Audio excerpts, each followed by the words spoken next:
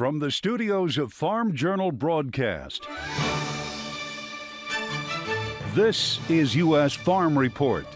We're on the road at the first public university west of the Mississippi, established in 1839. We're here at mighty Mizzou.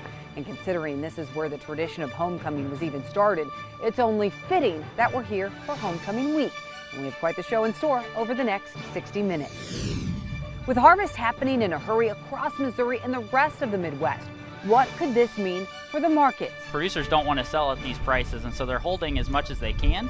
Unfortunately, that means that it's got to go somewhere else. Making sure farmer-owned co-ops don't just survive, but thrive. One of the biggest challenges is, the question I get is, can this model continue to be relevant? More than 2/3 of farmers are part of co-ops today, and we'll tell you how the University of Missouri is fueling that business model for decades to come. Bringing one tradition back to the Show Me State. My ultimate goal is to bring Missouri wine back to pre-Prohibition glory. How Mizzou is making sure Missouri wine lands an even bigger spot on the map. And speaking of tradition, meet the endearing group of Mizzou ambassadors. We don't like to call them stubborn, we like to call them intelligent. How one group of students is helping keep the tradition of Missouri mules alive.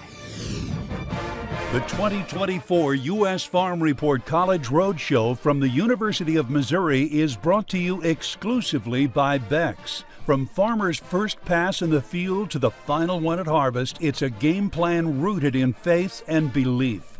Beck's Hybrids is with you every turn because both on and off the field, we're all farmers at heart. See why at beckshybrids.com. Now for the news, John Deere announcing more layoffs. Iowa warned showing 80 workers at Deere's Davenport Works facility will lose their jobs, and a Deere spokesperson says 200 workers will be laid off at its Harvester Works in East Moline, Illinois, along with 7 employees from its seeding and cylinder operations also in Moline. The company is saying the layoffs are due to reduced demand for products at those facilities and are not related to production moves. It comes as we also learn more about layoffs at ag manufacturing company AGCO. TV stations in Kansas reporting the company is laying off some workers at its facility in Heston. The company telling the stations the actions will impact fewer than 70 people. In July, we told you AGCO had announced in a filing with the U.S. Security and Exchange Commission that it planned to cut up to 6% of its salaried workforce, saying it's in response to increased weakening demand in the industry. And in the Southeast, recovery continues for farmers and ranchers who were hit hard by recent hurricanes. Now USDA is rolling out some financial relief. The Ag Secretary announcing indemnity payments for producers impacted by Hurricane Helene. Vilsack saying about $233 million is available for hurricane-related losses. That money coming from the Hurricane Insurance Protection Wind Index and the Tropical Storm Option.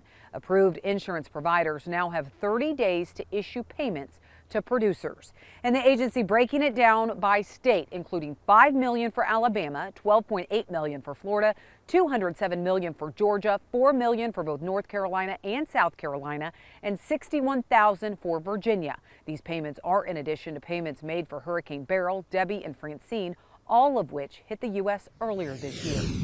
Ag officials continue to tally up the damage from Hurricane Helene. The University of Georgia College of Agriculture and Environmental Sciences announcing a preliminary damage estimate of $6.46 billion to the state's agriculture. The university saying the figure represents the sum of direct crop losses, losses to businesses that support ag and forestry, as well as workers in those related industries, and recovery and restoration from the storm. Helene was the third named storm to hit Georgia in the past 13 months. That's it for the news. Well, it finally feels like fall, and we'll have a check of your forecast coming up next.